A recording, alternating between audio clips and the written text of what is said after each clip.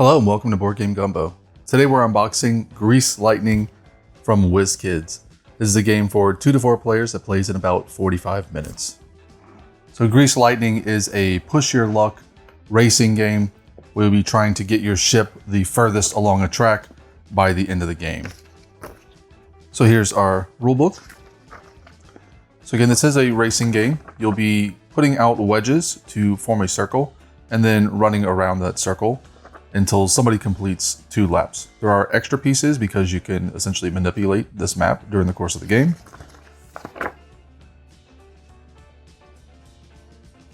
There are Favor of the God cards, which give you little special abilities. It is a dice rolling game. You'll roll 2 dice on your turn, your navigation die here, and then 1 blue die. And then if you choose to, you can roll a second dice. But if the second die you roll is lower than the first, then you lose both of your dice, although you'll always have your navigation dice. So you'll at least have some amount of movement, even if you do bust.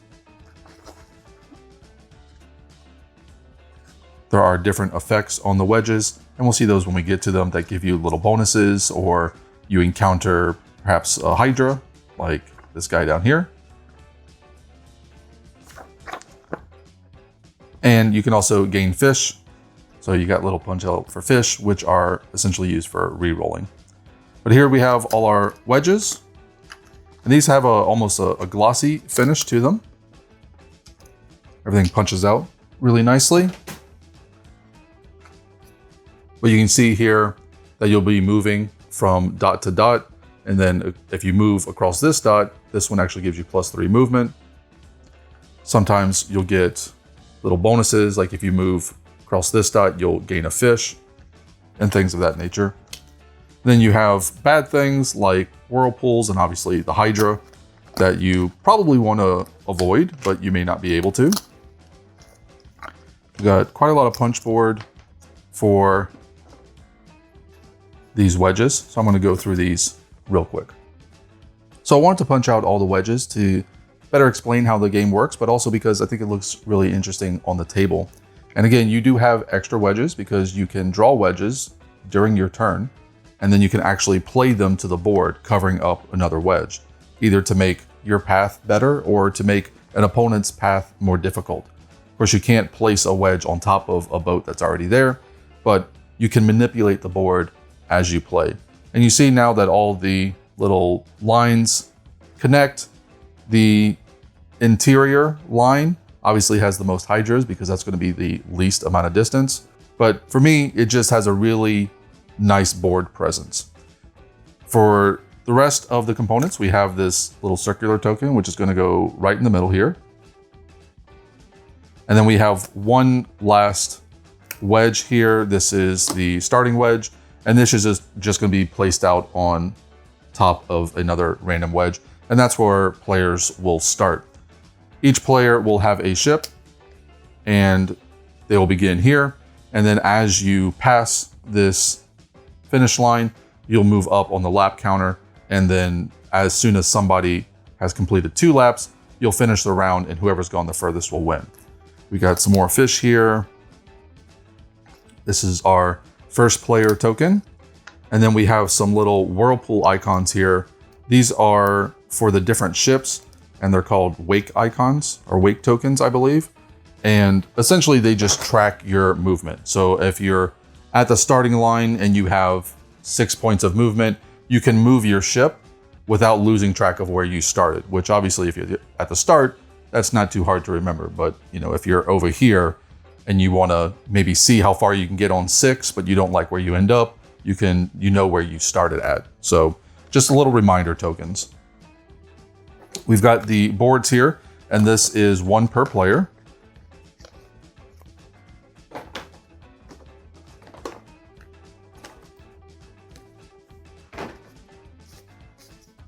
So you do see that they have colors in the top left that'll represent the different ship colors. And you'll have your navigation die, and then your potential 2 other movement dice. You can only have a max of 3 fish. And then it explains what you do on your round. It explains what all the bonuses is, so there's no looking in the rule book. It explains how the whirlpools work. So there are 2 types of whirlpools. One whirlpool to take the option available. So this one says 1, 2, 3. You have to have a die on your board that matches that number. And then this other one, you have to spin a fish. And then you have 2 spots for Favor of the God cards. So basically like little special powers. So here are our dice. And these are really quite nice. These are like frosted dice. They're not basic blue dice. So here we have our navigation dice, which are really nice. I like the lettering for whatever reason. It's, you know, reminds me of sort of that old Greek alphabet numbers, which I'm sure was the intention. You see that they're not D6s really. They just go from 1 to 3. So 2 1s, 2 2s, and 2 3s. But again, each player will have one of those and they'll roll that on their turn. That's be the first thing they do. And then they'll have 2 blue dice. And again, the push your luck mechanic is you roll your first blue die first by itself. And then you have the option to roll your second blue die. If your second blue die ends up a lower value than your first, then you lose both of them. I rolled a 1, which is bad, but also good because it means that I can roll this without having to worry about what it's going to end up on. And then my total movement for that round would be a combination of all 3 of my dice, so I have 7 movement. Obviously, we've got more blue dice so that each player has their own 2. And we've got our little ship tokens here.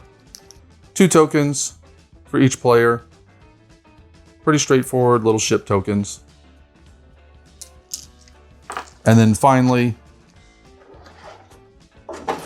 making sure there's nothing hiding underneath that organizer.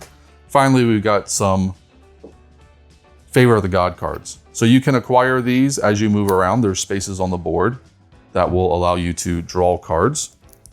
And you'll actually start with a card as well. There are 4 starting cards, you see. It says at the top. So each player will get one of these randomly. So they will start with just a random power. For instance, if you're Yanis, when you leave any whirlpool, discard this to choose any path out of it. So it's a one-time use, but a nice little power to have. And then you've got a rather large deck of random cards.